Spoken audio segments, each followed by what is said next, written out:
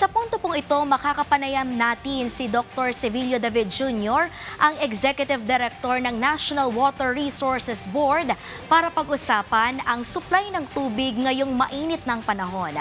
Magandang gabi po, Doc. Si Clay Pardilla po ito kasama si Patrick De Jesus ng Ulat Bayan. Good evening, sir. Yes, magandang gabi, Clay, at kay Patrick, sa ating mga kasama po, sa aming mga kababayan. Opo, Doc, una po sa lahat, kumusta po ang supply ng tubig sa Angat Dam ngayong mainit na po ang panahon? Opo, no, sa ngayon po, kaninang umaga po, no, ang nakapagtala po tayo ng level ng Angat Dam, nasa 189 meters po, no, so mataas po yan dun, mga 9 meters po, na mataas dun 180 na minimum operating level, pero halos 22 meters na po yan ang mababa doon sa normal high water level na 212 meters. At sa ngayon po kasi, pag medyo mainit, sa ngayon kasalukuyan na medyo mainit ang panahon at wala pong masyadong mga pag-ulan, ay sa ngayon po ay medyo pababa po ang level ng Angat Dam. Kasalukuyan po ngayon, particular po pag summer season po. Doc, ano po ang target or ilan ang target na level ng tubig sa Abril at Mayo? Batay po sa pagsusuri ng NWRB, makakamit po ba ito? Opo, sa ngayon po, yung ngayong buwan ng Abril, sa tingnan po natin ay may sapat tayong supply, no, ng tubig. At ito pong Mayo, sa tingin naman po natin ay ganun pa rin po, no? At kasi naasahan po natin, ayon naman po sa Pag-asa, ay medyo normal po, no, yung nasa parang tinatawag nating neutral po, no, yung kasalukuyang panahon po natin. Pero ganun pa man, Patrick, no, meron po kasi sinasabi sa ngayon ng Pag-asa na nagkakaroon po tayo ng posible, no, na magkaroon tayo ng El Nino, no, itong mga huling mga parte ng taon at pwede magsimula yan ng mga buwan ng mga July, na kailangan din po nating paghandaan. Kaya po ngayon ay minomonitor po natin kung patuloy po ang pagbaba dyan. Baka sa Mayo pa lang po o mga June, baka kailangan din po natin mag-adjust ng mga alokasyon. Una-una po para paghandaan din po, no, yung napipintong pangamba na sinasabi po ng Pag-asa na baka magkaroon po ng El Nino ngayong taon na ito. Opo, Doc, gaano po karami ang alokasyon ng tubig sa ngayon para sa sektor ng agrikultura at sa mga consumer? So ito, no, sa sector po ng para po sa NWSS, nasa 52 cubic meters per second po, no, ang kasalukuyang alokasyon para po sa buwan ng Abril. At ang para sa naman po sa irigasyon, no, sa Bulacan at Pampanga ay meron po mga 35 cubic meters per second, no. Pero para sa buwan ho ng Mayo ay tinitingnan po natin kasi nga po sa irigasyon halos patapos na rin po, no, yung tinatawag nating yung pagtatanim nila at baka mag-aani na po sila, no, ng mga buwan ng Mayo ay baka halos wala po tayo inaasahang malaking pangangailangan po ng irigasyon para sa buwan ng Mayo at June po, no. At sa ganung panahon po ay sa tingin po natin ay mapofocus po, no, sa water supply para sa Metro Manila ang alokasyon.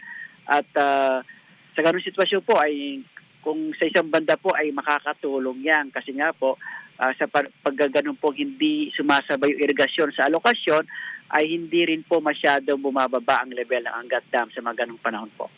Pero Doc, babawasan po ba yung alokasyon nga po ng tubig or magkakaroon ng mga water service interruption para nga po matiyak na sapat po yung magiging supply ng tubig starting this month nga po hanggang sa Mayo o habang nararanasan yung posibleng banta po ng El Nino? Yan po yung tinitingnan natin ngayon, no? Kasi nga po mga next week po ay mag-uusap po ang technical working group po ng Angat, no?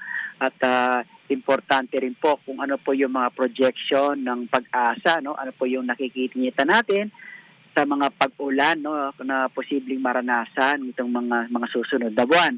At sa susunod na linggo po ay mararaman natin kung ano po ang magiging alokasyon, no, ng water supply po sa Metro Manila. Ganun pa man po, no, ang gusto sana natin mangyari hanggat maaari po ay wag maging magkaroon no, ng epekto no, itong kasalukuyang sitwasyon no, na may pangamba ng El Nino para po sa kababayan po natin. Kaya hanggang ngayon po, habang maaga pa, ay nakikipag-ugnayan po tayo no, sa NWSS at mga konsesyonaryo po no, para po magkaroon ng mga contingency measures no, kagaya po ng paghahanda po ng mga deep well no, kung sakali pong magkaroon ng additional na pangangailangan at pinapaigtingin po ng mga konsesyonaryo yung pagsasaayos po ng mga tagas no, doon po sa mga sistema nila.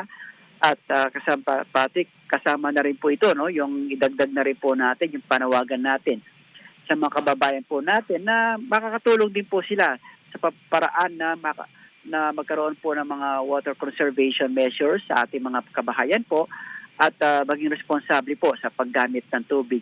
At kung yung kasalukuyang alokasyon po kung sakaling magbabawas, ay ito po ay titingnan po natin sa susunod na linggo ayon po sa mga projection po ng pag-asa sa mga pag-ulan na mararanasan po natin. Alright. Doc, ano na lang po yung tips sa mga consumer para makapagtipid nga po sila ng tubig? Go ahead po. Opo, no, maraming salamat po, no. Clay, no, sa ngayon po, no, ay tayo po ay nakikiusap at humingi ng suporta sa mga kababayan po natin na maging mas responsable po sa paggamit ng tubig.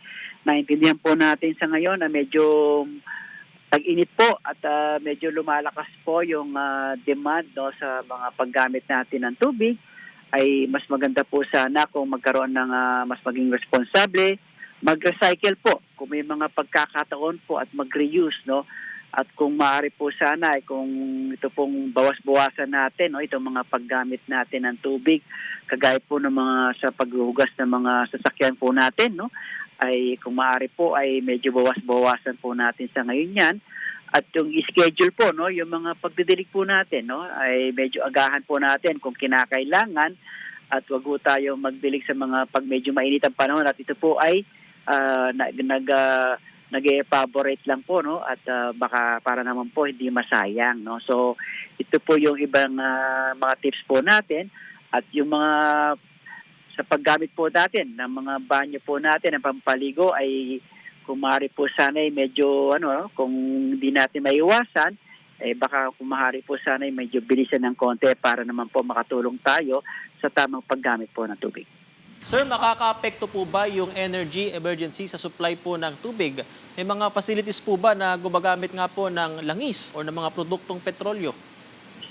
Sa ngayon po ay ito po ay hindi pa natin nakikita sa ngayon po no na ganun pa man po no ay kasama po 'yon sa mga advisory na ini-issue po natin no sa mga kababayan po natin, particular po no yung mga water supply providers na hangga't maaari po ay i-considera no itong kasalukuyang krisis na naranasan natin sa power para naman po mapangalagaan itong mga water supply facilities po natin.